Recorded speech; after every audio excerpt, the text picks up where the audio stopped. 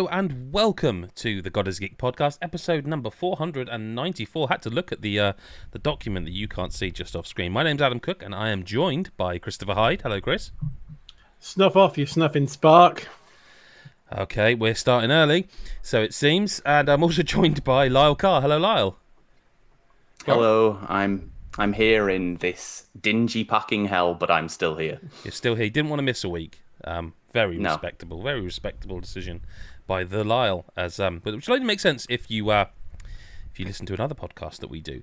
It's we're kind of into it in terms of games now. Like I normally we do a lovely, great bit of bants early on in the pod, and we had a bit of a chinwag about the weather, which I don't really want to talk about right now because we're in the middle of a heat wave, and I may die during this podcast. In which case, since we're live, if anyone could just pick up a phone and just quickly just dial 99 and say Adam Cook has died while recording. They'll know I'm famous. They'll know exactly. They won't have to say which one. No. Okay, that one. I'm not giving out my address on the podcast either. So, but yeah, it's just a heat wave. So I've got a fan just off screen, and if you can hear, I'm sorry. There's a light up there that's making you be able to see me. If you're watching live right now, I might do that at some point because it's back me up, lads. It's not a tundra where you are. It's hot. No, it's definitely not. Tundra is not the word I'd use to describe it. No. Swelteringly moist. Jesus. Yeah, that's clammy. I'm just going to write down swelteringly moist for the podcast title, which is an early one. Sounds... I don't think that's going to be bettered. Hello to people, if you're in the live chat, hello to David Ayres, hello to Phil Tyndall, and anyone else who's watching. Phil's just said that I'm so showbiz that I keep a little fan just off camera, and I'm a lover of a pun, like the kind of the pun comedians like the Milton Joneses and that, I'm a lover of a one-liner. Like I think it's a very underrated craft. But I said we weren't going to do a sort of a chinwag because Madden's out soon, and everyone knows what that means is that the klaxon's off, the games are coming. But it's kind of been a surprise because although there's a lot of stuff we can't talk about, indie games are running things a little bit. Is that not right, Mr. Carr? It sure is. That's very right, because me and you have both been playing Cult of the Lamb, which is absolutely fantastic. Way, way better than I was expecting almost anything to be coming for the rest of the year. So yeah, Cult of the Lamb is it's sort of like half cult tycoon simulator, like where you build a village up and upgrade it. It's kind of a half of a lot of games, isn't it? It's like almost like an eighth this and eighth that. It's like what if you were going to list them? Like what would you go? Hades. Hades was the first one that struck me. I think they themselves said Animal Crossing, which I definitely can see. Don't Starve. What else should you go? Definitely. There's there needs to be something that Black and White. What, Pokemon? No, as in the PC game where you have a little cow avatar thing. Yeah, I don't think you have to have a cow. Lionhead Studios. Lionhead. Yeah, I think that's right. Yeah. I'm trying to think if there's anything else I'd add that's more like the sort of the upgrade side, or maybe even more the theme of. I mentioned to you that Reigns game with the cards. That it was a mobile game, I think, originally, and I think it is now available elsewhere. But the game where you just literally choose between two cards each time. Yeah. It's a very minor element. Well, it actually isn't, is it? It actually is quite a major element. But I mean, in terms of gameplay, it's a minor part of the game. Yeah. So essentially, you're a lamb that's about to be sacrificed, and this like ancient god saves you if you'll make a cult in his name. So you go out and you make a cult. You basically just like recruit followers, and the whole sort of side of things where you're like sort of building up the village is you want to make the villagers as happy as possible, or I guess as scared as possible, depending on which way you want to go for it. So that they'll worship you, so you can get their faith, and then you use that to sort of loop round and upgrade. And you also upgrade yourself for the roguelike Hades element, where you go out into sort of. I said in the review that like I think roguelikes kind of it conjures up like a intensely difficult like half-hour runs kind of thing. Realistically, the roguelike sections are like it's like almost 5-minute levels almost, where you go out of the village, you like go through some random rooms, you get like randomized weapons, you'll go to these like shops that sell cards that will give you like 1 of 2 upgrades you can get, stuff like that. But when you go out to do that, that's sort of like the main aim of the game, is to, I guess, go out and these 4 gods that you've got to kill that are in these sort of stages. But like by doing that, you'll get materials to help upgrade your village. You'll get new followers who'll come back to your village, and then in the village, you'll be, you'll use your materials to make houses so that they're happy with shelter. You'll use it to make a toilet so they're not just shitting everywhere and then getting sick. Because they do that. They shit everywhere. There's a lot of shit in this game. Yeah, and more than there should be, I think. There seems to be a high poo quota in the games you're playing at the moment, Lyle. Hellpie and I'm sort of all about the poo, all about shit at the moment. Yeah, I guess so. So yeah, I mean, that's not just it as well. Like, there's also like you'll need to feed everyone, and in terms of the shit can be a meal if you want it to be. You can literally serve up bowls feed of poo. people poo. Oh, there's a quest that you well, I don't know if you had it, Lyle, but I think it's one you couldn't. I did have it. Yeah, where the guy comes up to you, and the guy, they're anthropomorphic sort of animals, comes up to you and says "Hey, listen, I know it's disgusting." No, I don't think there's a giraffe. There might be a hippo. Actually. I can't remember. I'm not sure. There's a lot of them. Yeah. They're all woodland critters. There is loads. Yeah. But he literally comes up to you and goes, I'm sorry, I know it's disgusting, but I really want to eat a meal made of poop. And that's a quest. Yeah. That's a quest. Can you help me with this sick pleasure, basically? And it's like, yeah, okay, I'll do that, sure. And that's sort of how it shows you that poo can be a meal if you're struggling for food. Like, there's loads of different ways you can make things. Jesus and Christ. I think maybe the most interesting... Sorry, I have to stop you there, Lyle, because you just said the phrase, poo can be a meal if you're struggling for food. And I just wanted to make it very clear. Feels like that's a YouTube short. Just on repeat. Yeah. Sorry, carry on. Normally when people say things about poo, they get made into rap songs. So feel free, anybody, to clip that. Well, yeah. It's a tremendous game. It's one of those that I wonder if when people are watching video footage of it, it looks great. I think the first thing is you look at it and go, that looks really nice. I got like a bit of Nobody Saved the World vibes from the visuals as well. Yeah, absolutely. Definitely. I can't wait to play this game. Like, it just looks so good, and it looks right up my street. Like you say, there's like little bits of loads of different genres. The one person that came to mind when I was playing it was you.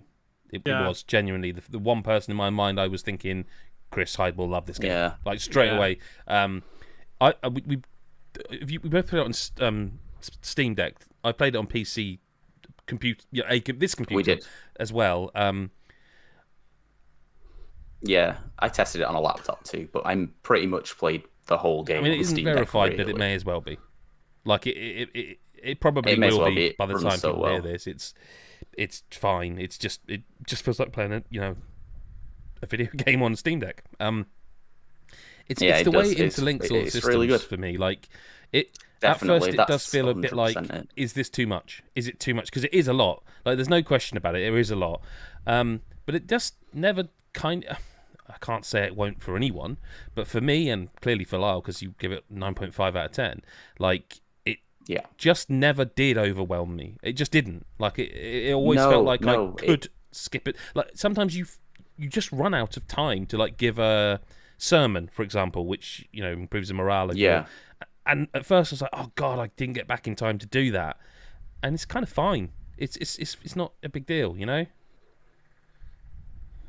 Yeah, it's how everything works together is fantastic, but also I just think, like, the level of complexity never like, there's a lot to it. There's definitely a lot to the game, but it never feels like you're like, oh, I've got to think about this system. I've got to think about this system. It all weaves together in a really, like, sensible and intuitive way. Like, I didn't feel myself getting overwhelmed once. I just sort of it just sort of became the routine of like go out, do this, come back. Maybe I'll like if there are a few sort of side quests I might want to do in one of the sort of other areas you can explore, like maybe I'll just spend an extra day in the village and not bother going to out to run on the dungeon that day and that sort of thing. And yeah, I like how alongside everything else as well, it's really creative in terms of like when you set up a doctrine. That's the right term, isn't it?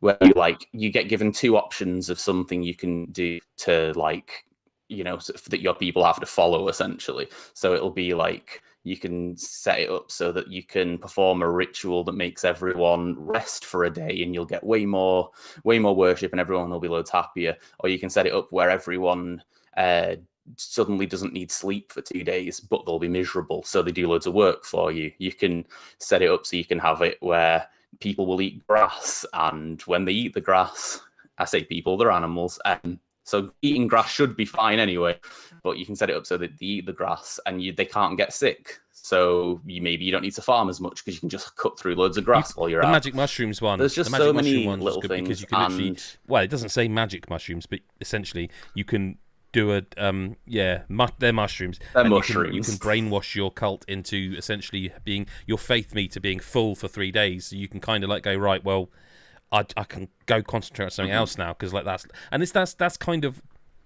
like all those things they're kind of like that, aren't they? Like, you know, listen, I'm going to do this so that I don't have to worry about food, or I'm do this so I haven't got to worry about faith.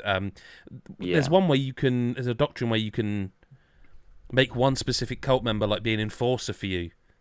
So that when dissenters come in and they sort of go around, it's really cutesy actually. They go around with like megaphones going like really angrily, a bit like Wario sounding, trying to tell. And I never actually had the problem because you just every day you teach them, but you can like create a enforcer to go and sort of do that sort of. And that's kind of the progression, isn't it? Like everything you start out doing yourself, but you eventually build a toilet so that they shit in the toilet, and then the toilet you empty the toilet of poo, which is a fertilizer, and then so rather than going in so like you can set up a farm pretty early on, and you can put like a seed box that you can fill with seeds which you pick up, and therefore you can get the villagers the cultists, I guess, to go and like water the plants, and if you pick them they put new seeds in, but they don't fertilize them until you've unlocked the box that you can store fertilizer in that you get from the toilet.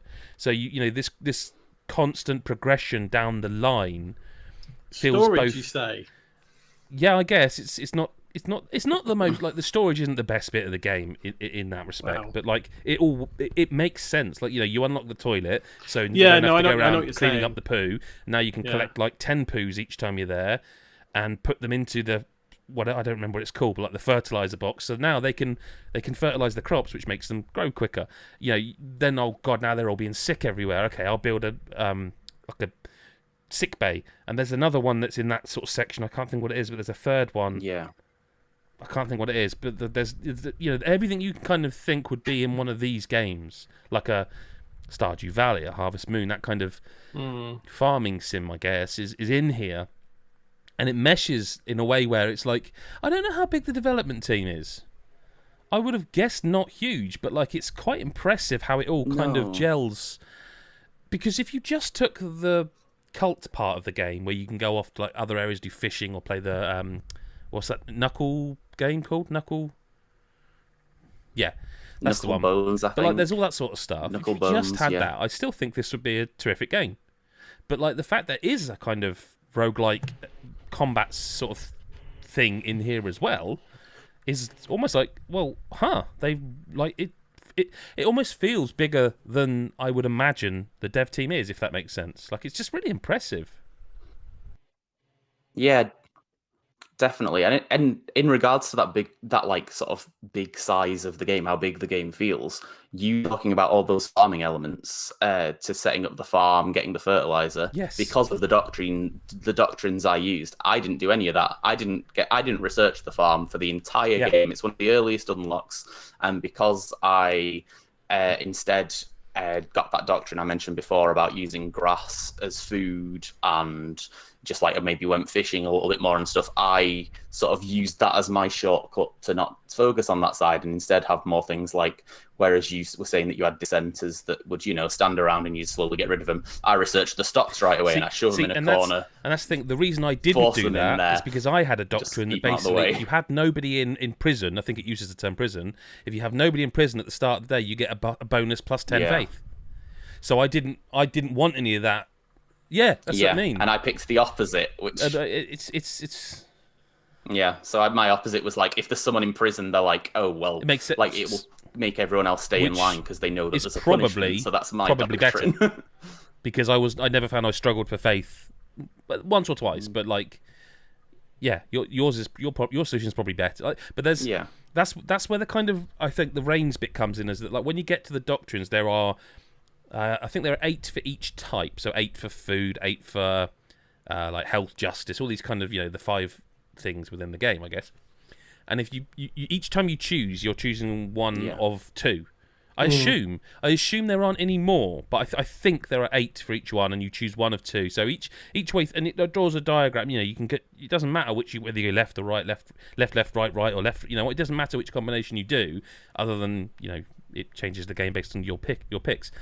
But that is interesting to me in that, like you said, your experience, while the core game is the game, we had a vastly different. And I must admit, when you said to me, because you were further on, you said to me in text form, like you said, like I don't think you can unlock everything on the skill tree, and that made me sort of go, oh. And then when I was a bit deeper in, I realised like, oh god, I'm all over here, like doing the toilet and the farming stuff, and then all that stuff over there. I'm just not doing it, and it like this. It's got that thing where you can send, like Assassin's Creed 2 Brotherhood, I think, did it first, where it's got a mini game within a game where you can send your followers off to do missions and get resources. They did it since like Monster Hunters. That's in this game. I never did it. I never unlocked it. No, I didn't do it either. Yeah. Just another bit I didn't use. I think instead I went for something where you can do like a summoning circle, where if you take a follower there, they turn into like a little demon that's with you on your adventures, and it makes you like they'll fly around and shoot bullets at the enemies and stuff like that. So I just thought I'd help myself on that side of things. Yeah, it was that was a really. I started towards the end of the game, and I was like, oh yeah, I'm really feeling powerful now. I think a couple of last things, I guess, before we move on, because we probably shouldn't talk about Cult of the Lamb all day, I guess, is I think because it's a roguelike, people are going to be worried about the difficulty, and I really don't think they should. I died once in the entire game. I had 1 death throughout the entire game on medium difficulty. I'd probably turn it up if I played it again, just because it maybe felt a little too kind to me for my tastes. But it's I it's pushed not a game my luck where it a bit really too much, because at the end I wanted to be like, well, what happens if you do die? And for the record, if you die, whereas say you collect 50 of something, it will half it to 25 or whatever. There is actually, and again, I don't know if you saw this, there is actually a thing you can. Yes, you did, because you told me about it. There's a buff you can get where you have like more sort of health and damage during the run, but if you die, you lose everything. So it's kind of like, again, it's this balancing act of choice. It's about catering your experience almost, isn't it? Yeah, definitely. Like you pick what you think will work best for you, and you can take it at your own pace. Like you could unlock a lot more than I guess we did before going out into the world. You could spend less time adventuring, so you had more upgrades before you do stuff like that. Also, the other thing is just I couldn't put 100%. This game down. I don't know if there's a single game I've played this year where it's like where I haven't been able to stop playing it quite to this level. Like I think I got code, and like within like a day and a half, I'd finished the game just because I'd put like 15 hours into it. And I will agree with you that it is unbelievably Moorish. Like I would. I was super excited about the football season coming back, as Chris knows. And I would, at half-time, go, I could just quickly go and check in, do a little bit of it, and then I would look up, and it'd be like, oh, the second half started 10 minutes ago. Shit. And that's bad, because it means I'm not paying attention to my surroundings. But I will say, I think the Steam Deck is a big... I feel like I've played more games, or more games in the past couple of weeks because of that. Now, I was on holiday last week, so it's a bit different. I had a lot more time to sit around.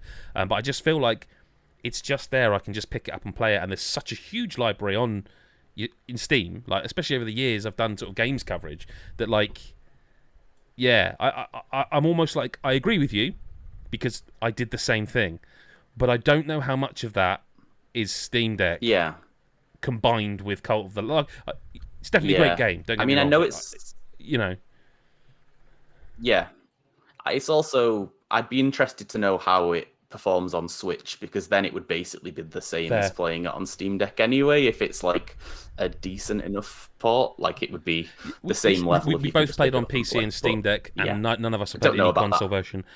It doesn't seem like the kind of game that should have a bad... Like, it's not like a resource hog in any way. Again, it's that Nobody Saves the World, which run on Steam, on Switch, so it would be... Before we do move on, though, Phil Tyndall mentioned, when you said about poo can be a meal if you're struggling, in the chat, he says that... And it's very true. It sounds like Nadine Dorry's line to deal with the cost of living crisis. I mean, right now we're being told, look, just... Surely, with a few quid you can just buy pasta and water, and we all know that the piss take that is, that like pasta on its own every day with water is not only unfulfilling, it's not exactly the best for you. I feel like we're probably only a few years away from a politician coming on screen and saying, "Look, just eat your own shit. It's it's got nutrients in it.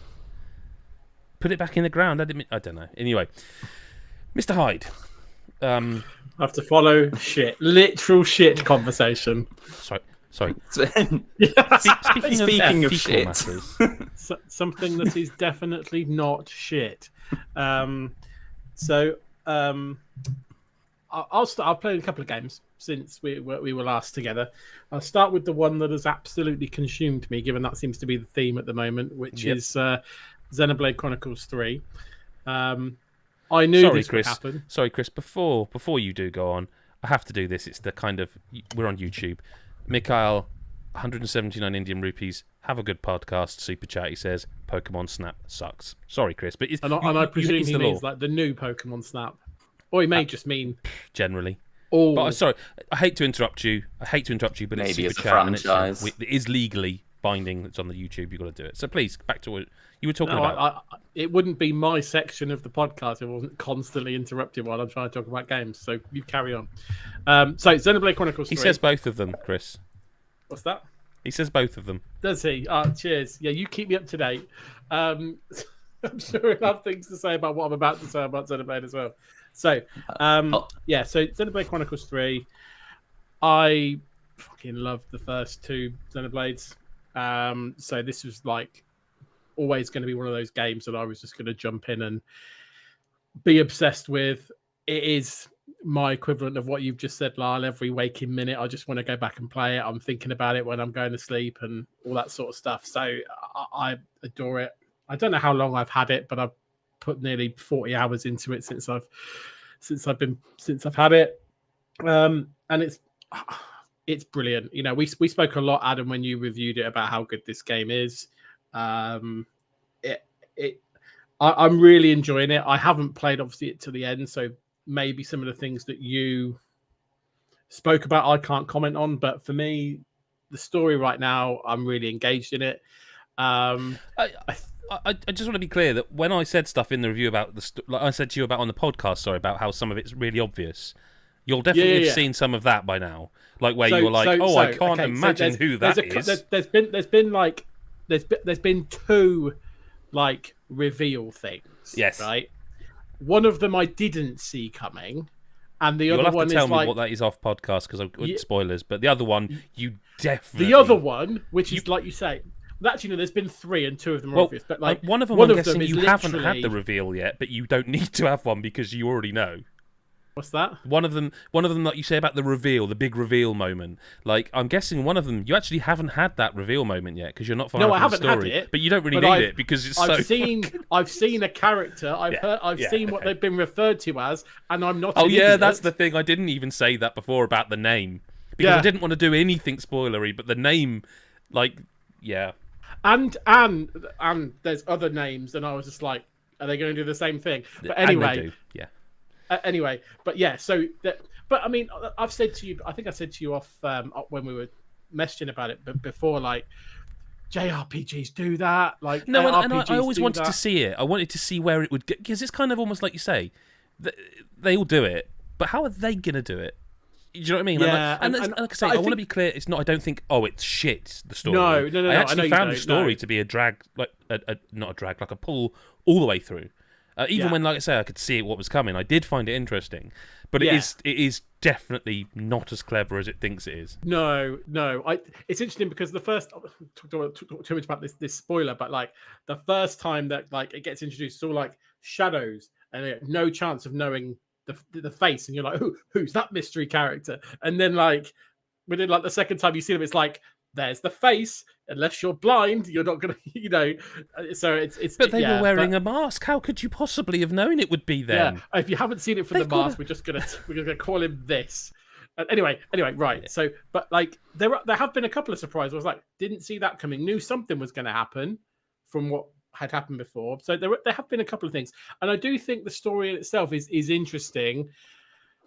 There's always the thing where you're like, where the group, where you're shouting at the group, going, "You must have figured this bit out by now," because I have. Like, you must have figured that this, these bad people have set this thing up. But I like the story. I like the backstories of the characters and how they interweave with the main stories. They explore. I've had a couple of those. I like how they do that. It's an interesting story compared to the other two. I'm not saying the other two weren't interesting, but I'm really enjoying that part of it. I really like the class system. I'm really enjoying that. I find when I unlock new classes and how they play, I find them really enjoyable. I know you spoke before about how I don't understand how certain things work in terms of unlocking new classes for characters. I spoke to you the other day going, I think I've figured it out. I was half right. Now I've definitely figured it out. Fair. But the game doesn't tell you explicitly, so you're certainly not. Sorry, Chris. We've had another. Absolute. We've had a super chat from Mikhail for 179 Indian rupees. He just said, "I just wanted to interrupt Chris again." I mean, look. If everyone wants to pay us money, if everyone wants to troll in that way, I will be more than up for it. Sorry, but yeah.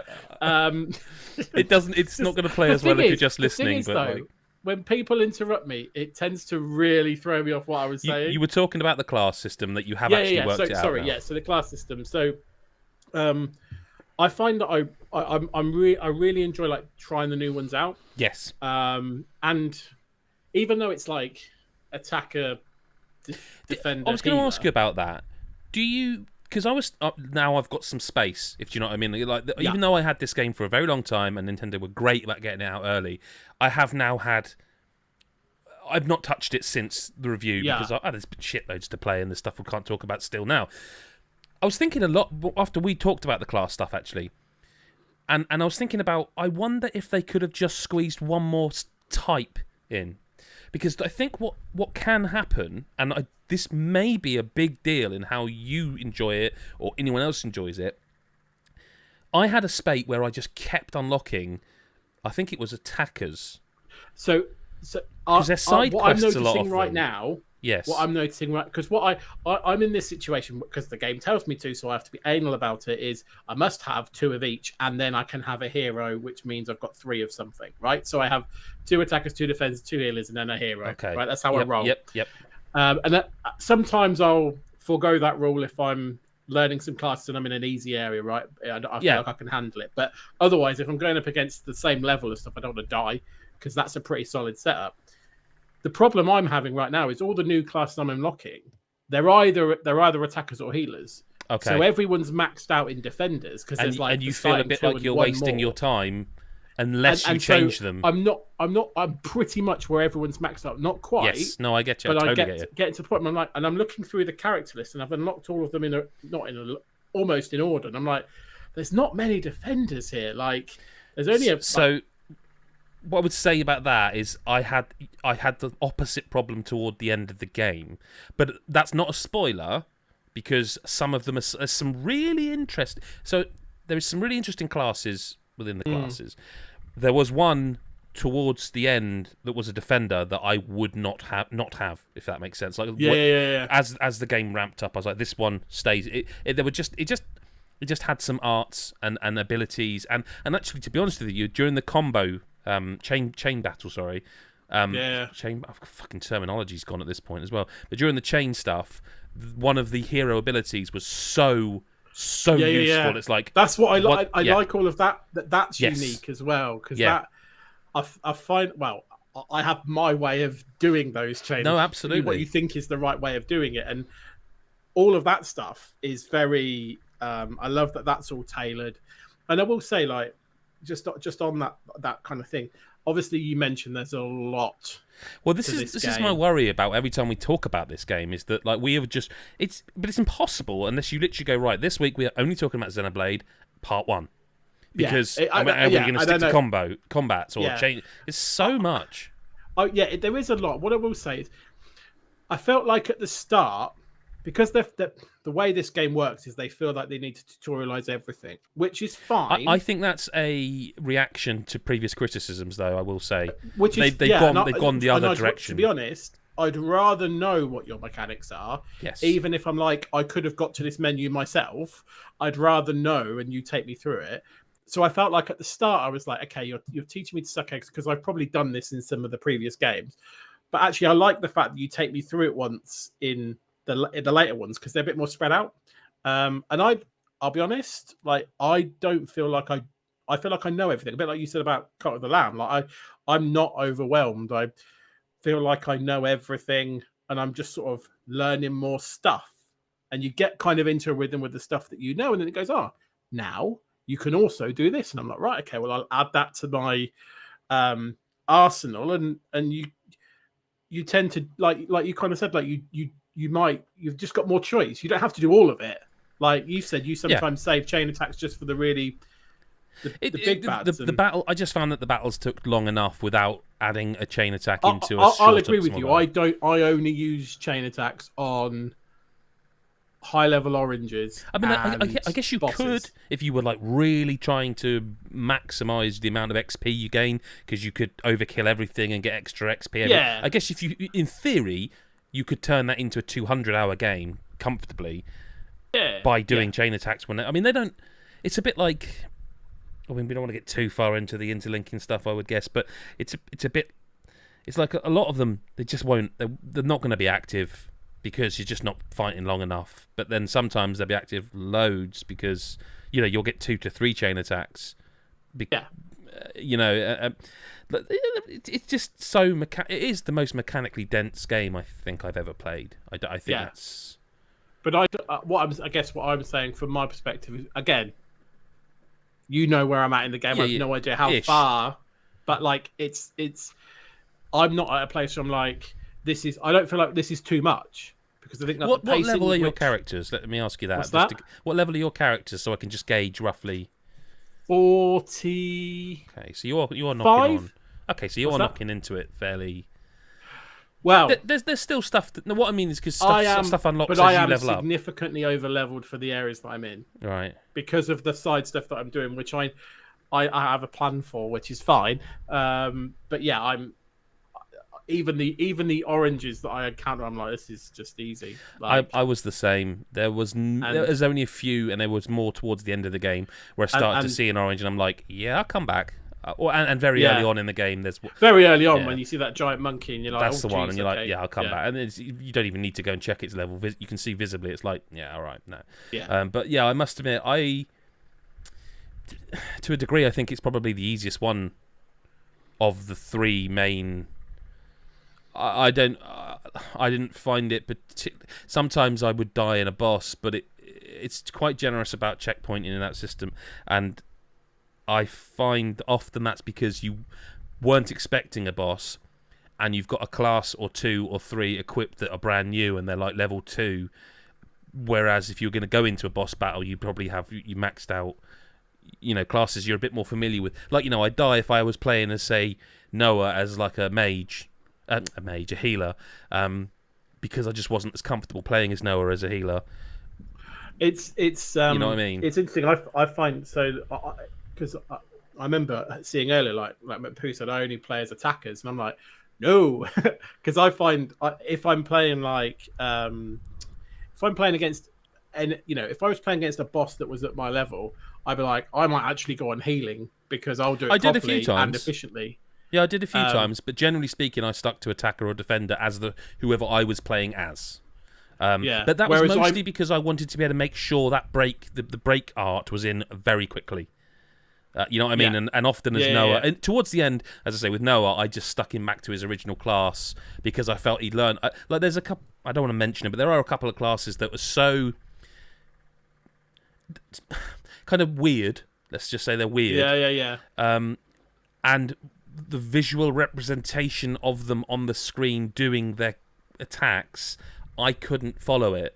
So like some of the ranged, to time it, you mean? Well, yeah, like some of the ranged stuff. I'll say no more than that. But some of the ranged attackers, I don't know if you've met them or not. Look, I'll say there's a character you can get that has a gun. Okay, and I'll say no more than that. Yeah, and for example, great class. It's a great class, but not for me to play as because I can't gauge what's going on with the shooting. I find that I have to get the right camera angles for my character to so know that's that. when Yeah, totally that. Yeah. But that meant I was more comfortable with being like Noah's attacker class, and I could get the break in right at the start. And they'd always the AI for finishing the combos is the AI is great for that. Like you'll just hear him go Topple Daisy, like sorted, well in lads. Got a favourite? What's the word for it? Like battle bark, I suppose. You got a favourite battle bark yet? Well, the one that I hear the flipping Senna one all the time, right? Because you said about it, and now it's ingrained in my brain. The one that the one that I heard quite a lot during the beginning was like Lands going, "Are they going to yawn me to death?" or something like that, or something like that. And I was like, "That's it's my rhyme buddy, isn't it?" So but I mean, I love it. Yeah. I won't stop playing it until it's done. And it's what I wanted it to be. Let's see where it ends because that is important and how much some of this stuff carries through to the end. But like I say, best part of 40 hours in, and I'm really enjoying it. Really liking the story, and I'm enjoying the combat as well. And I will say actually, because I don't know how much you talked about it when you talked about it, I think the world design, the level design is really good. Like.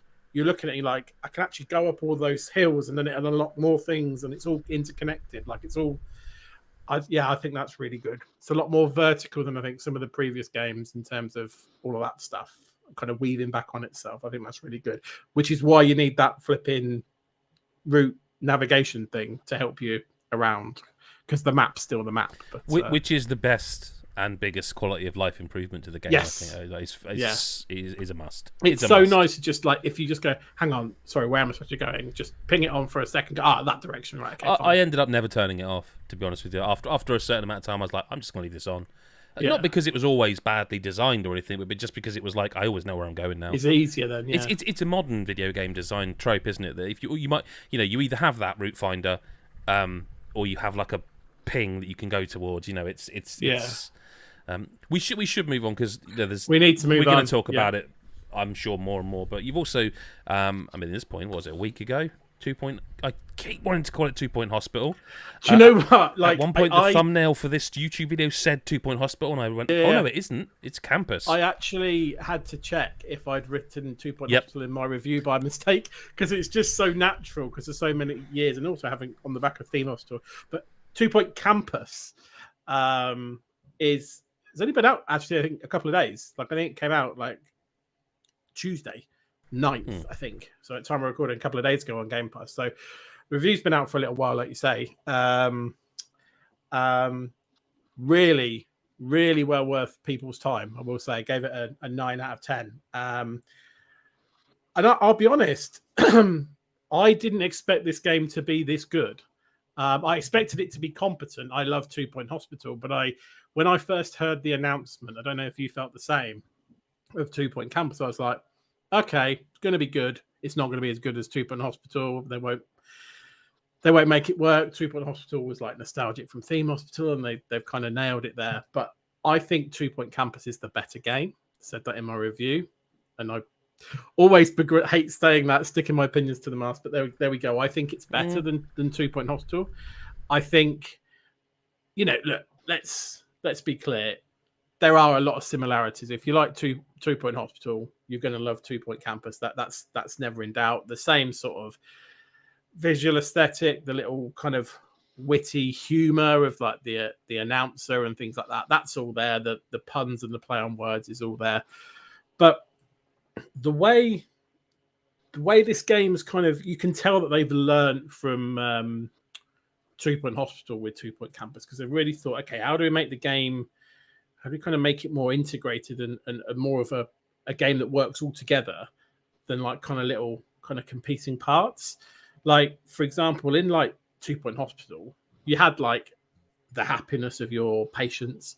And if they got unhappy, they might go, I'm going to leave, or I might die in the corridor selfishly or something. But like in 2 Point Campus, if you have like happier students, then they actively perform better in class.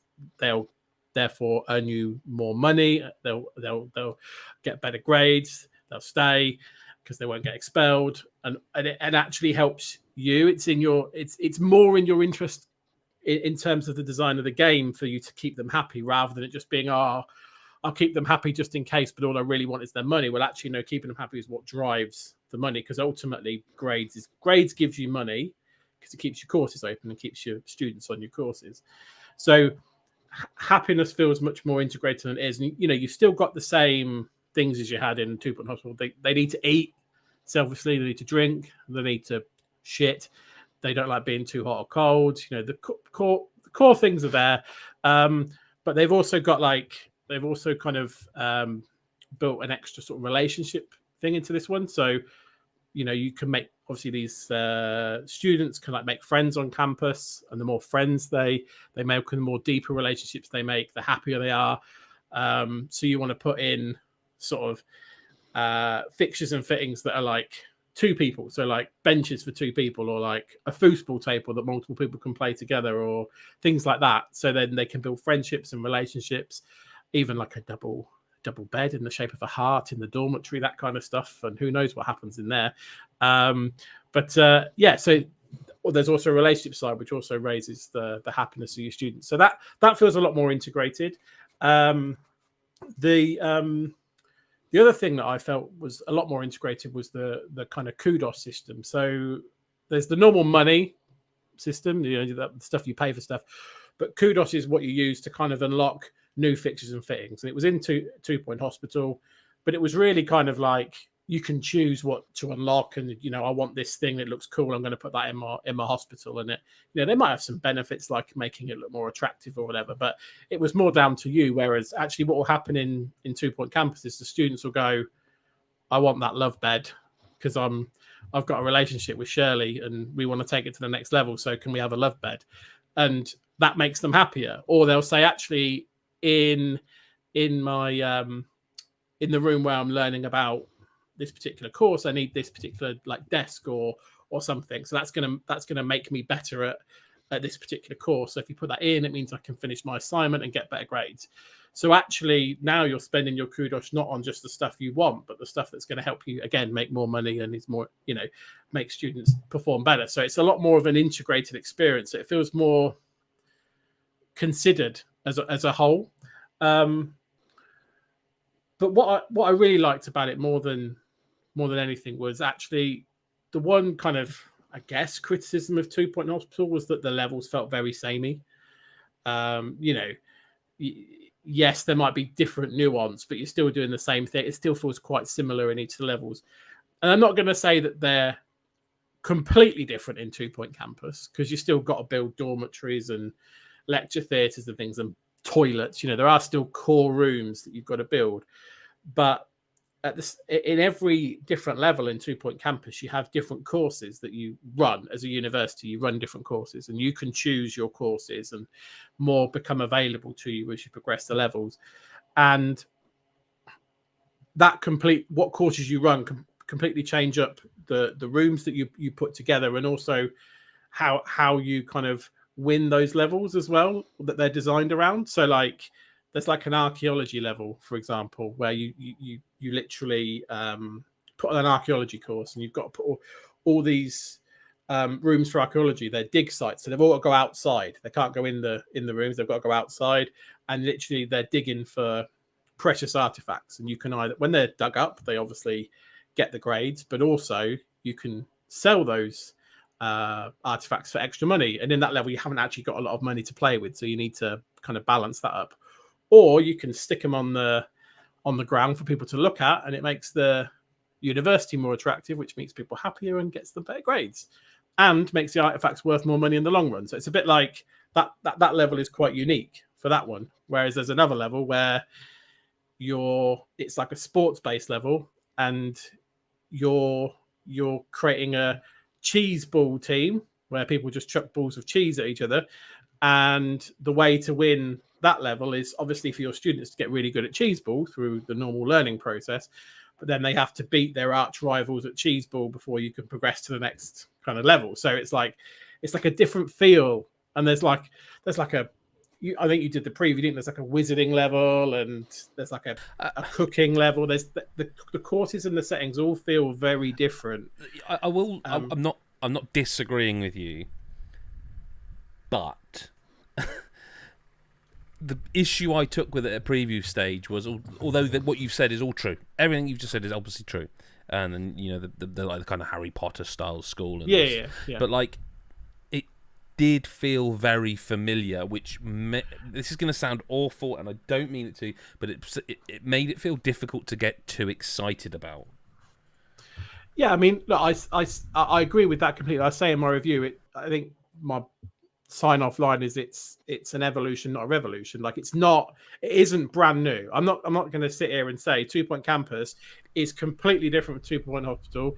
It elevates it to a place that. Do you think there was ever a chat that happened behind the scenes where they were like, well, look, and I wonder this a lot with sequelized games, because FIFA, for example, in fact, all the sports games do this sort of, if not every year now, they certainly do it every few years. The UI gets changed up, so it looks.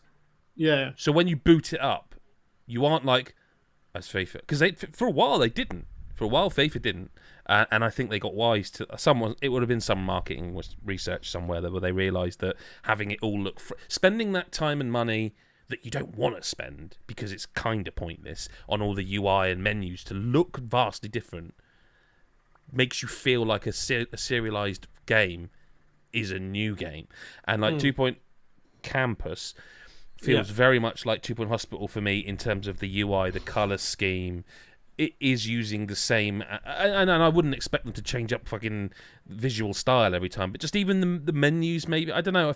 I just wonder, because for me, it really felt like it's a 2 Point game, and that is not a bad thing. To be absolutely clear, I'm not going, because like I loved them games in the day, but they're not, I guess, my jam as much nowadays. So I feel like I've maybe had my fill with 2 Point Hospital, which is not to say that Campus isn't better, because by all accounts I think it is.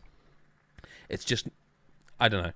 I'm not sure the point I'm trying to make in truth. It just no, I you know don't what I mean? disagree It feels with a you. bit. Look, this is a 2 Point game, and they have their style in a lot of ways, and that definitely flows through both games. Absolutely. I think the point you're making, I think, is fair, but I think if there was 5 of these games, I think you'd be like, "Come on, lads, right? Enough's enough yeah, now." No, that's fair. I think at the second one, you're like, "Well, no, they've just learned from the It first is only and their made it." second game, to be fair. Yeah. Absolutely, that's a fair comment. But people should try it. It's in Game Pass, like you said. I'd forgotten about that until until you mentioned It's on Game Pass. If you've got that, give it a whirl. It's good fun. If you like 2 Point Hospital, you will definitely like 2 Point Campus. If you hated 2 Point Hospital, it's probably not different enough to change your mind. Definitely not. I'm going to barrel through my games quite quickly because they're not new games, and we've got a few listener correspondences to get to. I do want to briefly talk about this Marvel Spider-Man Remastered on PC. Reason being, when I reviewed Miles Morales, I think we didn't cover the remastered original, all I remember at the time is there was this big deal about they changed the facial animation actor. Yes. You remember they changed it and they said it was to more be in... No, was it the voice actor? I can't remember which way around it was now. I put it in the review. Go look at it in the review. It's on there. But they changed things up and people were a bit upset because it was blah, blah, blah. It is noticeable. Like, I recognise that it's not quite the same Peter Parker. The thing that most surprised me about this, there's two things, okay? One is that Steam Deck, it really plays well. Like, it is such a good game for Steam Deck because what I forgot about this game is how addictive it is. Swinging about, they nailed better than anyone's ever nailed. Like, in terms of taking something that is in the public sort of sector, as it were, like people know about Spider-Man. Taking that and putting it into a game is the best, I think, ever recreation. Like, the swinging it's magic. I also think that the combat, which they, and no one will deny, they took or borrowed, like a lot of people, from the Batman Arkham games, which was just delicious. I think they maybe went one further and bettered it. I think it's the best version of that kind of attack, counter. It's very fluid. It makes you feel like an absolute king of the world because you are just all over the place so quickly.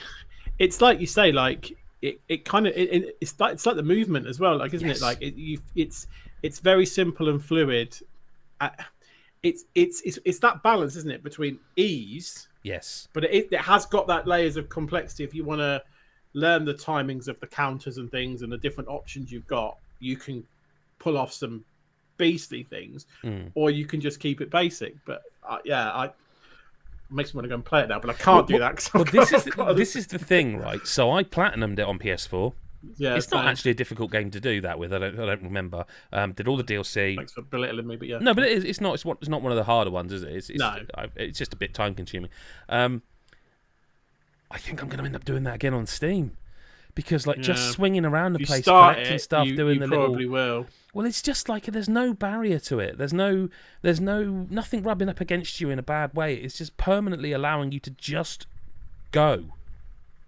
And it's I remember you saying when you reviewed it, because it was before I got a chance to play it, and you were talking about the fast travel. And I remember, because there's an achievement, isn't there, for using the fast travel once. I think that's Miles Morales, isn't it? I'm actually not sure which one of the two. No, I think it is the original. I think. Okay. I might be wrong, but I seem to remember thinking it felt so.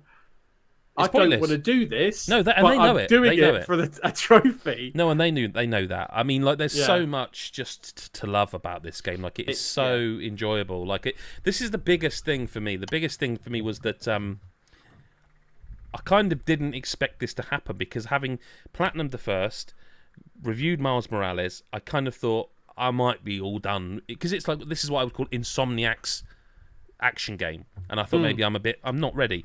What it actually made me do is like, oh god, can you just put Spider-Man 2 out tomorrow, please? It is some game.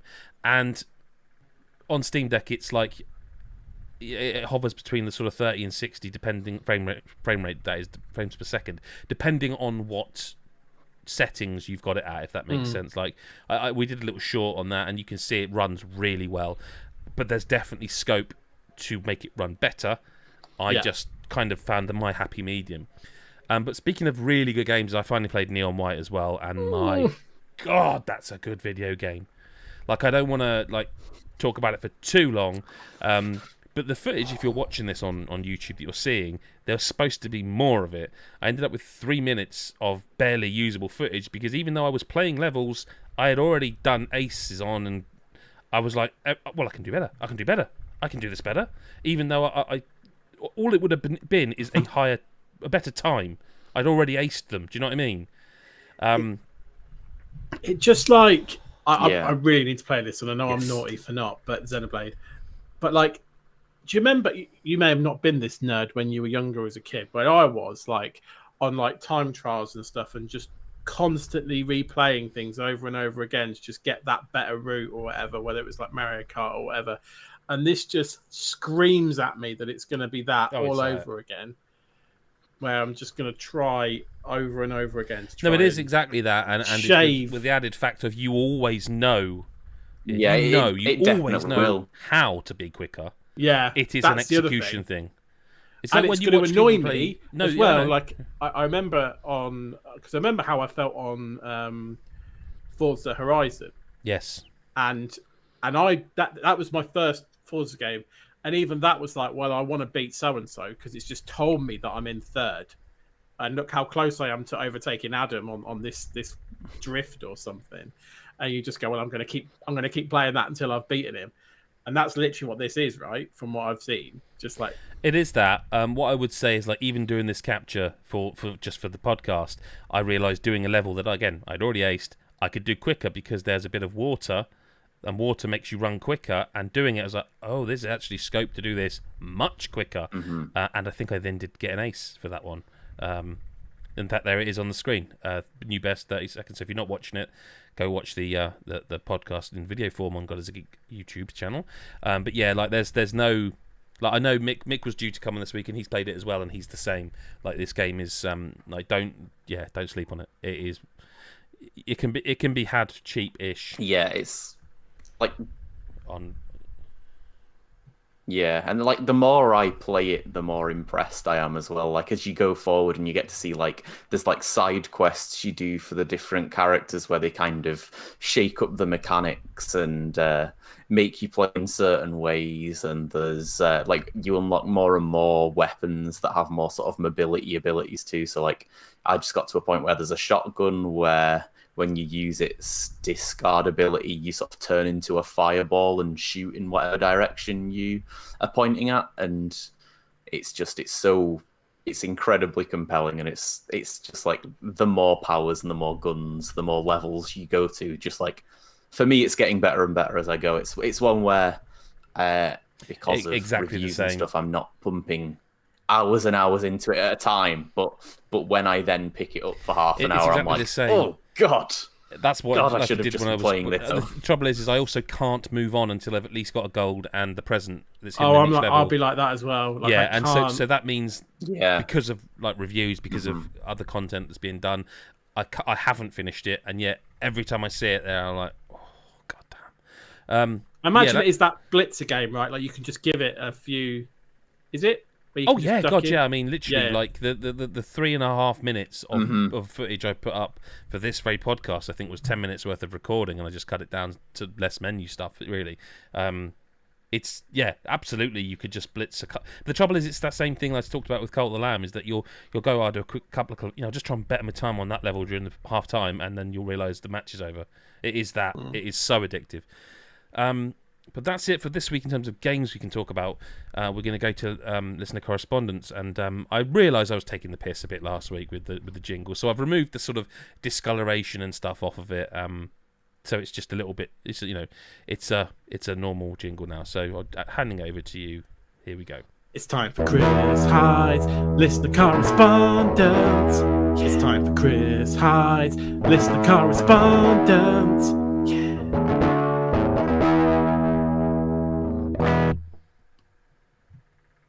Over to you, Chris.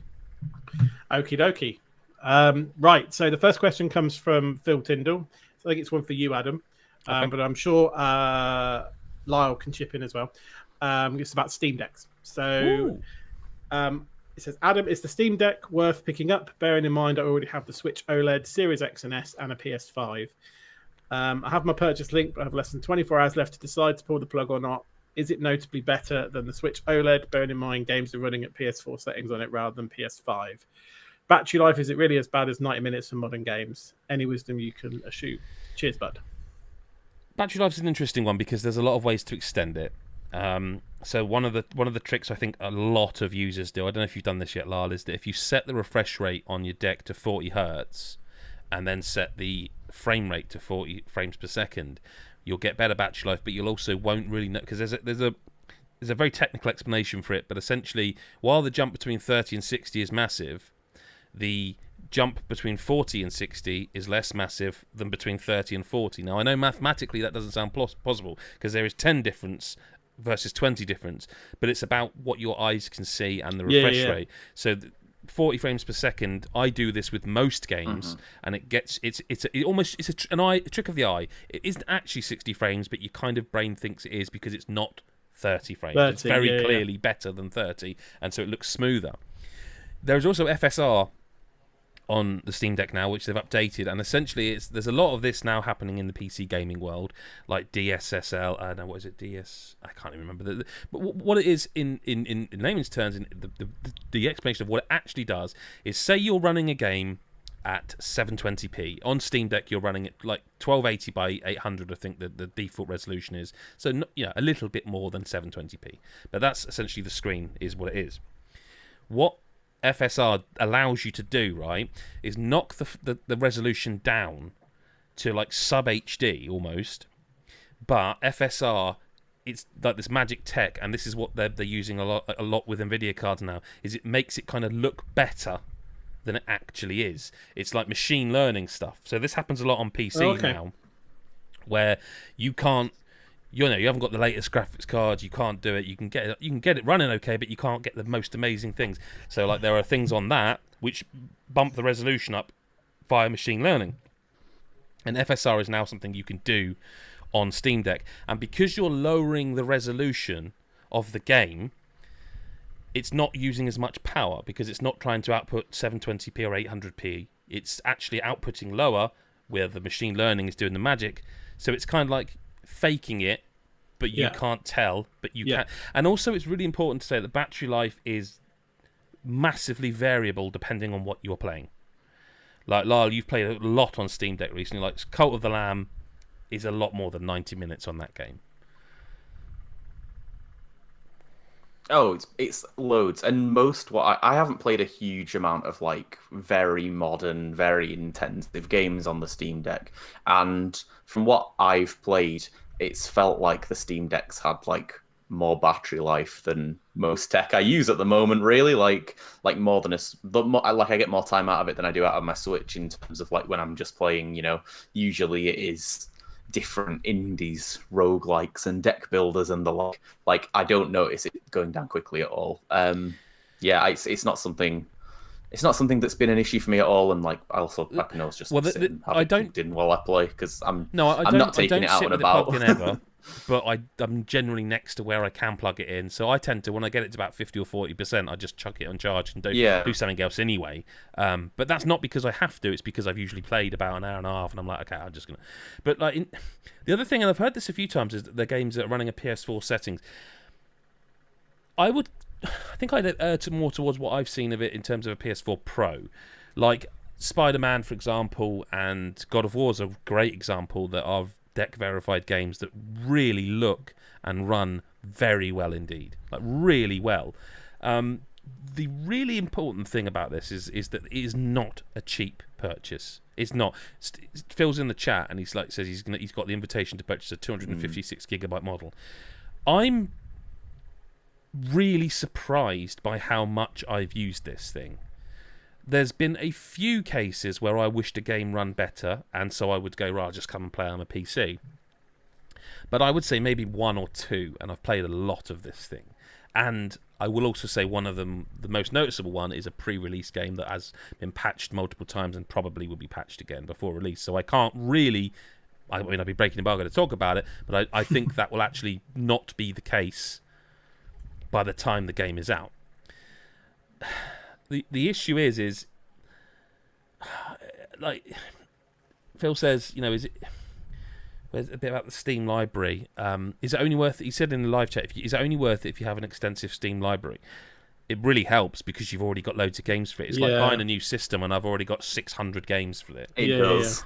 If you don't, then it's like buying a new console. You don't have any games for it. The question I would put back to you, I guess, is: are there PC games you want to play that you can't? Because that's one thing this does. The 256 gig model is a safe bet. Yeah. The lower end one is just not enough space. Like, there's just not. I've already had to buy a new card for my 256 model, but I have a massive library. And like in Kieran in the chat as well says, I had no Steam library when I got my deck. The games are cheap enough that you can easily buy one. That's the other thing. Steam games are generally cheaper. Yeah, I was going to say Steam games generally. Yeah, generally speaking, yeah. Yeah, definitely, and like, there's always a lot of sales, and like it depends. Obviously, it depends what you like, but like, I mean, if you have a broad enough sort of range of tastes and maybe haven't had much experience with like some PC only games, especially going back a little bit, like you'll be spending a couple of pounds here and there to like bolster your deck constantly, and then you've got things like bundle. There's a recent Humble bundle that's the Resident Evil one that's like, is it like £24 and you get Resident Evil 2 and 3 remake and 7 and like loads of the old ones as well, like stuff like that. Like if you find things that that you want to play in like certain bundles or like in certain sales, it will go up very quickly, and there's so much you can play on it. Like obviously, like I don't really think there's any physical console there's ever been that has had a library that's plus like, you can extensive, really. Like no, that's right. You want to get into it. The retro angle, if you want to get into that stuff, is like this is an ultimate emulation machine as well. Like it is phenomenal at that, allegedly. The screen is better on the OLED, definitely better. Like there's no question the OLED screen on the Switch is better than this. It's fine. Like I know, like there's sometimes like Lyle, you've got the 512 model, and it's like got anti-glare and stuff, and there are times where I think, I wish I had that. Do you know what I mean? But it's not like at the moment we're in the middle of a heat wave, and I don't think many people are sitting in sunny gardens playing Switch games or Steam Deck games. What I would also say is that at the moment, I would also recommend getting one because you won't have another chance very quickly, and I think you could still flip it for at least what you paid for it. That's what he's saying in the chat as well. Yeah, okay, there you go. Yeah. I don't think you're losing too much. I can only be honest and say that and I've said this before, like I don't play games handheld much. Like the Switch is fantastic, and I respect that you can do that, but I like sitting on the sofa with the big screen on. But you are restricted to being able, like, there's no question, like, playing something, and this is a bad example because you can't play this on Steam, certainly not easily, but playing Fall Guys on Switch is an inferior experience to playing it on PlayStation, on Xbox, because it just is a lower frame rate, the draw distance or whatever, it's just not as technically good. Like, there's no, I've said this about Xenoblade Chronicles 3, there's no question that console is showing its age. No question. Like, there's no question that the game is held back, perhaps, by the console it's on. Yeah. You kind of haven't got that on Steam because the game's made for PC, so as long as it runs on the deck, which I've yet to encounter a game that literally doesn't run, I've just found myself sitting there just... It's been a real nice weekend companion, if that makes sense. Like I would, rather than sitting there watching telly, I'm playing that, because while I could do that with the Switch, I've always been a little restricted to the Switch to exclusives, because I don't really want to play... I'm just trying to think of a game. I don't really want to play Neon White on there. I suspect it does have a 60 frames per second, frame rate, but I know it will on PC. So I don't want to be restricted by that. So I have found myself playing a lot of games. Like, I found myself downloading... what's the third-person shooter Platinum made that I'm spacing on the name of? Vanquish, fantastic game. And I can just play this on Steam, and it's like that is still feels novelty to me because it's not an exclusive. I don't think you can go far wrong, truth be told. Yeah. Also, you can use it to play pinball in every free moment of your life, like I do, which has just become my new addiction. I kind of forgot how much I loved Pinball FX, and imagine that handheld. That's good. I think you probably will buy get it. your money, as long as It you is look really after good. it. You can always That's sell the thing, it, as long as you look but I after doubt it, you'll and I want. suspect Phil will, then you get your money back if you don't want to keep it anyway. I will say a long way of saying yes. It's a really surprising console, because even when console, whatever you want to call it, when you first see it in pictures and you're like, Christ, that's big. That looks uncomfortable. And then when you get it and you're like, that is big. That really does look uncomfortable. It's neither of those things. It is big. Sorry, but it is big, but it's not uncomfortable. Like, it's actually really good. It is big. No, it definitely is big. The only thing I think I would improve on it, in terms of hardware, is I think the left and right bumper could be better. The triggers are great. The actual bumpers I would think could be better, but that's they're not bad. They just could be better. They're better elsewhere. Like the actual bumper on a controller is better. Yeah. Go on, Chris. Sorry. Oh. I don't really like the back. I don't really like the back. I haven't used them, I don't think. You don't really use them for very much, but they're quite stiff. No, I used them in. They were in. What's it Aperture called? The desk. desk job thing. Yeah. I think you used them There in you go. that. Yes. Yeah. I think But that's the don't really use them. longest answer to a question in listener correspondence we've ever had. Sorry. certainly clear that you two are passionate about Steam Deck. So note to self: no more questions about Steam Deck and listener correspondence. Okay, next question from McPoo. Oh God. Okay, question for all of us: what was your first online username / handle and why? Oh, okay, Lyle, you can go first because I don't want you to be last. Okay. Yeah. I think yours might be more interesting than mine for this.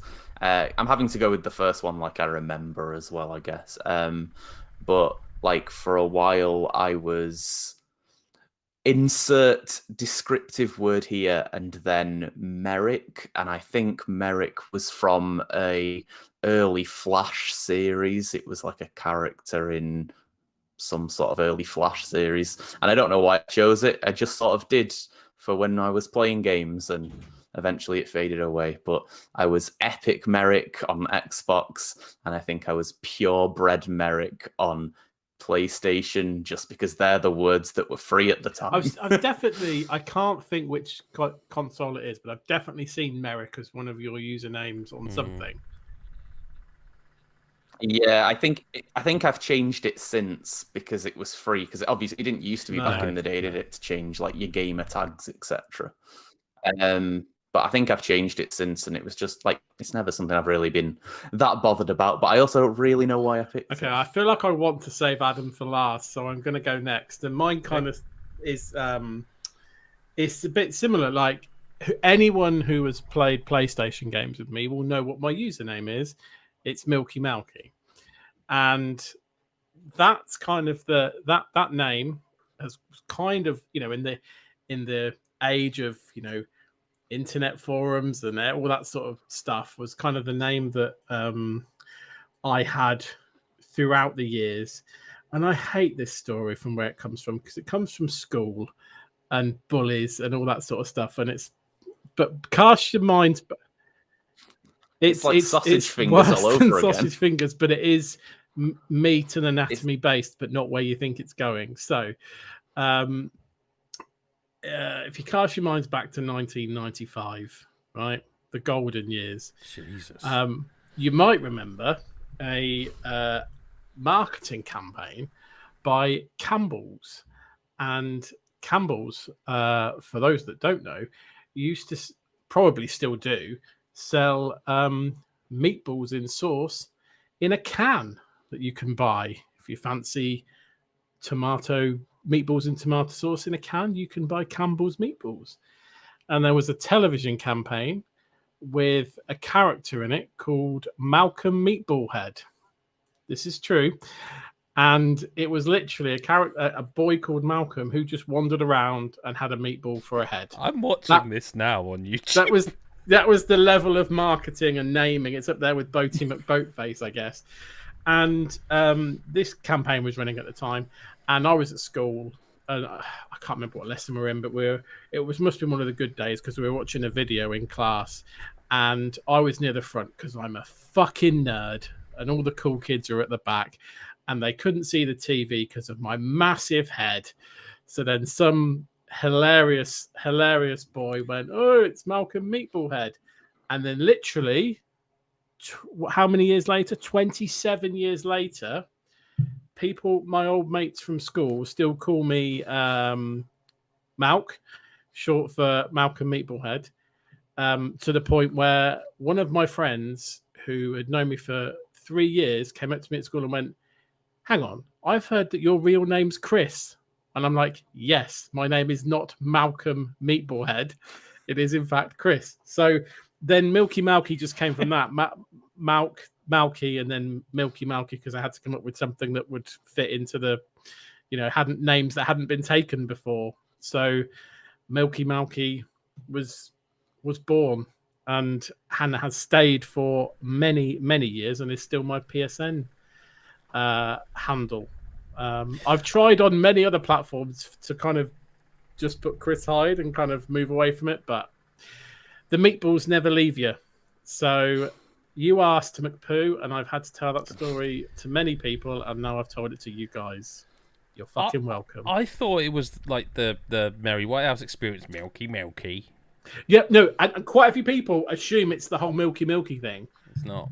And then I have to go, no, it's fucking worse than that. It's a fucking meatball head thing. So... I think you should have left yourself to last. It's Campbell's meatballs, of course. Mine's just really childish. So, like, there was an episode of The Simpsons. I had to look it up because I couldn't remember. I think it was 2000, where Homer... Is it actually from there? Sort of.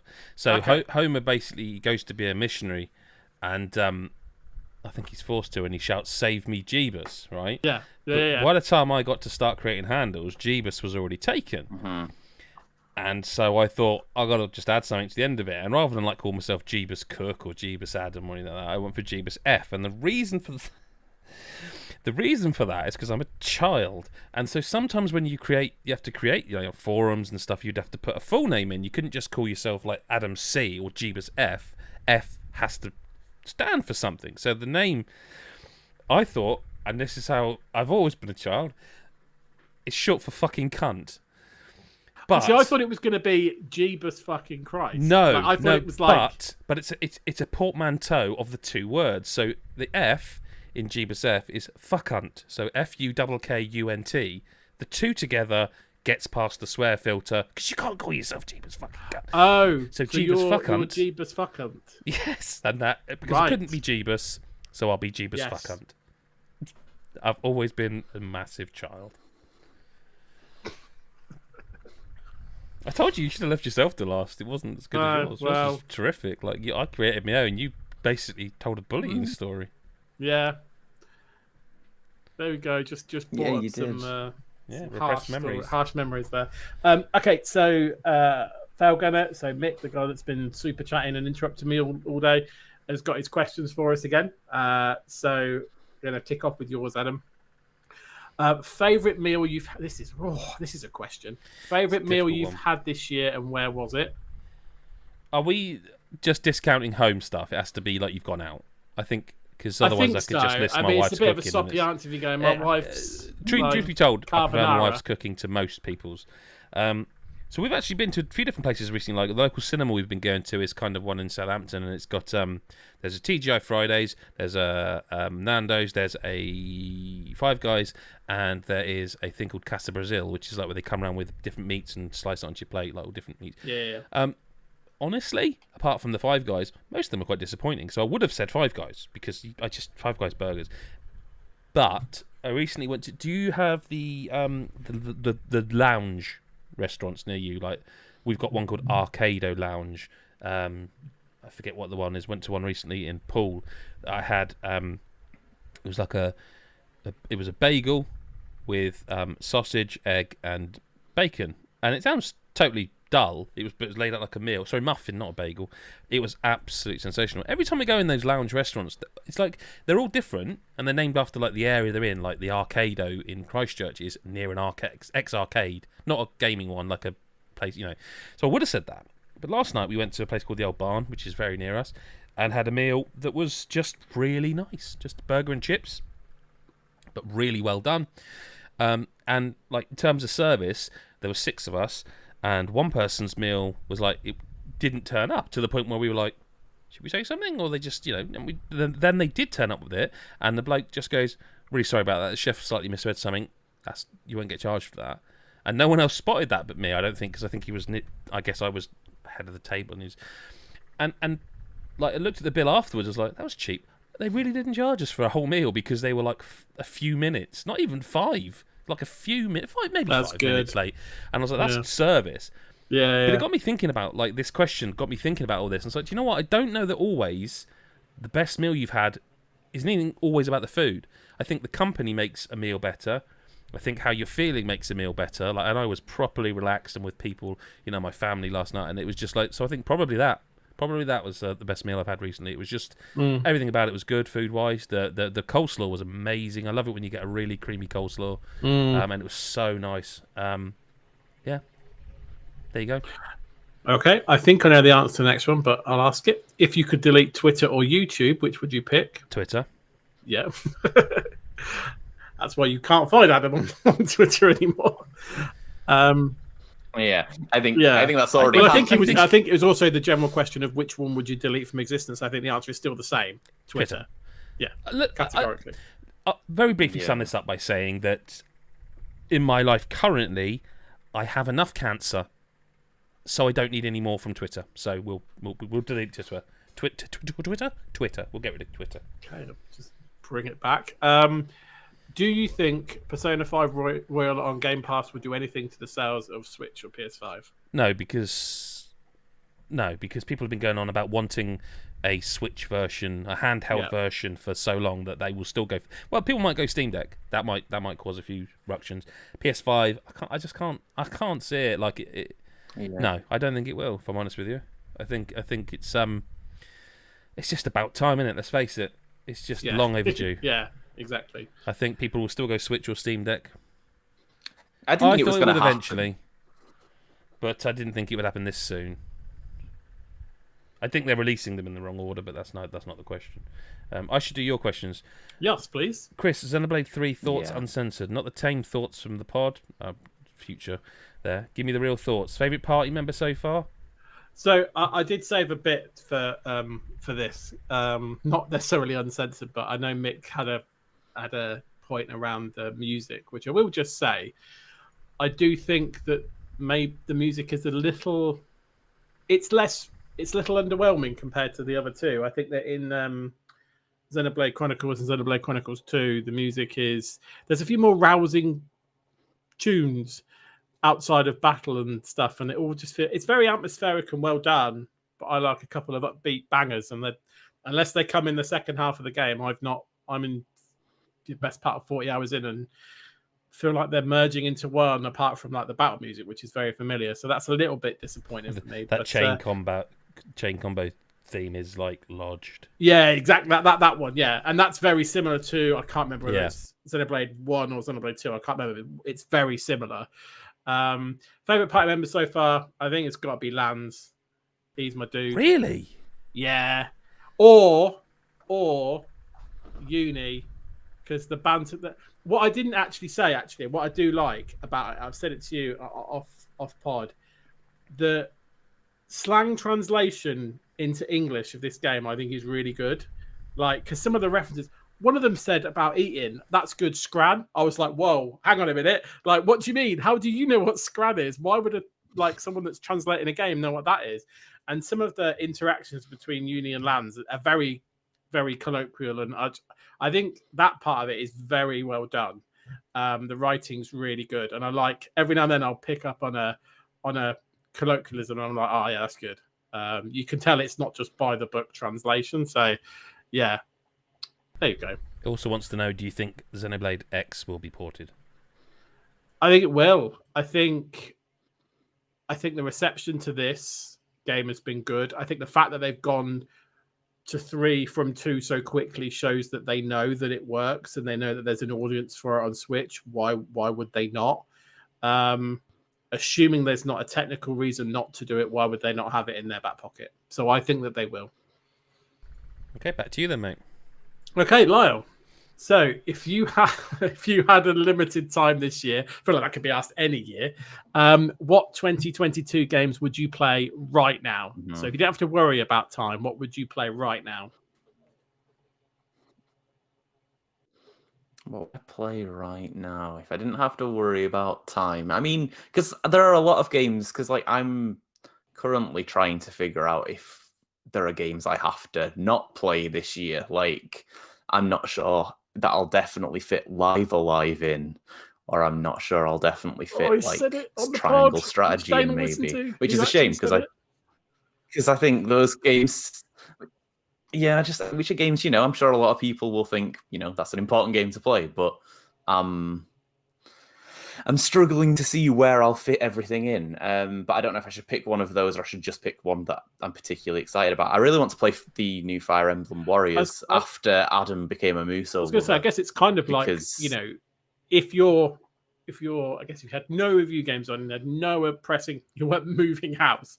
And you said for all the free time, you'd be like, what would I go into first? Would it? It would be that the first game that comes to your mind, right? So would it be that? Yeah, I think so, and I think it would be the Fire Emblem Three Houses Warriors. Is that the way you say it? I don't think I've got the title of that game. Fire Emblem Warriors too confusing. Three Houses. It's the new Fire Emblem Warriors. Yes. Fire Emblem, the Warriors. Still is not first. Elden Ring. Got okay. it. I'll remember that. Not the game. Mick also says, hope No. the move goes well. I'm not sure if you'd be able to answer this, but I'll ask it anyway. No, you can't. I don't think. You can I'll ask it, and then you can tell him that it's a stupid question. He can't answer it. What review games that you have can you talk about, and what do you think of them? Obviously, nothing that's embargoed. Is there any that are past embargo that you can talk about or not? I can't recall. I don't know. I don't really think so. No. Not when it's this. No, hot. I don't think. I mean, I think the past embargo. No. Yeah. Not when it's this hot on a podcast we said would be an hour long. Yeah, and then someone asked that you spent about 45 minutes on Steam Deck. Not when it's this hot on a podcast that we said would be an hour long, as a question from someone who literally paid twice to watch it. Definitely don't answer his questions. No, definitely not. I don't really have any that are exciting to talk about, though. But I'm except sure the ones I can't talk about, which I'll be excited to talk about in a future episode. Next week's podcast, he'll be able to talk about them. Maybe. I'd have to check the documents. Definitely worth. I think worth checking just in case. Lyle just said, I think I definitely might, which is tremendous. I think I definitely might. Yeah. Well, that's it, isn't it? So hang on, jingle time. It's time for Chris Hyde's Listener Correspondence. It's time for Chris Hyde's Listener Correspondence. Yeah.